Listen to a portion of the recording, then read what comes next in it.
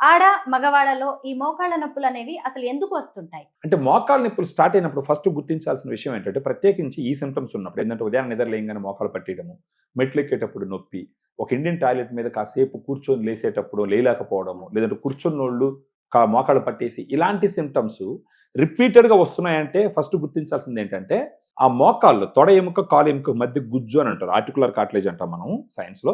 దాన్ని మన అర్థం కోసం గుజ్జు అని అంటారు. ఒక కుషన్ లాగా ఉంటది. అది కరగడం మొదలుపెట్టిందన్న విషయాన్ని ఫస్ట్ గుర్తించాలి. ఇది గుర్తించుకుంటే జనాలు ఏం చేస్తారు?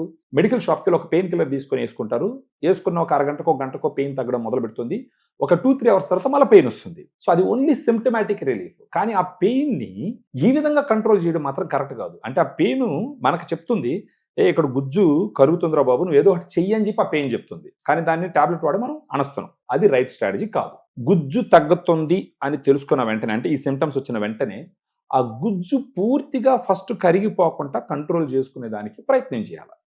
ఇలాంటిది వచ్చినప్పుడు జనాలు గుర్తుపెట్టుకోవాల్సింది ఏంటంటే, కాండ్రో ప్రొటెక్టివ్ ఏజెంట్స్ అని ఉంటాయి. ఆ ఏజెంట్స్‌ని తీసుకోవాలా.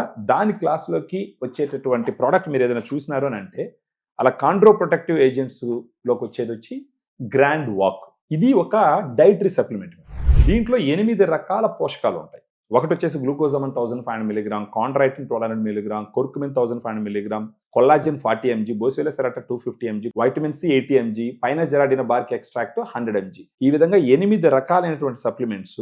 ఇంకొకటి ఇక్కడ ఏం గుర్తించాలంటే, క్లినికల్ ట్రయల్స్ లో ఏ డోస్ అయితే వాడినారో అదే డోస్ ఇవ్వడం జరిగింది. అది మోకాల్లో ఉన్న గుజ్జు పూర్తిగా కరిగిపోకుండా కంట్రోల్ చేస్తుందని అన్నప్పుడు అదే డోసులో వాడితే ఆ ఇంపాక్ట్ మనుషుల్లో కనిపిస్తుంది. సో అలా ఉండడానికి దీంట్లో వాడినటువంటి ప్రతి ఇంగ్రీడియంట్ క్లినికల్ ట్రయల్స్లో ఇచ్చినటువంటి డోస్ ఇవ్వడం జరిగింది. దీనివల్ల ఏమవుతుందంటే, ఫస్ట్ మోకాల్లో ఉన్న గుజ్జు పూర్తిగా కరిగిపోకుండా కంట్రోల్ చేస్తుంది.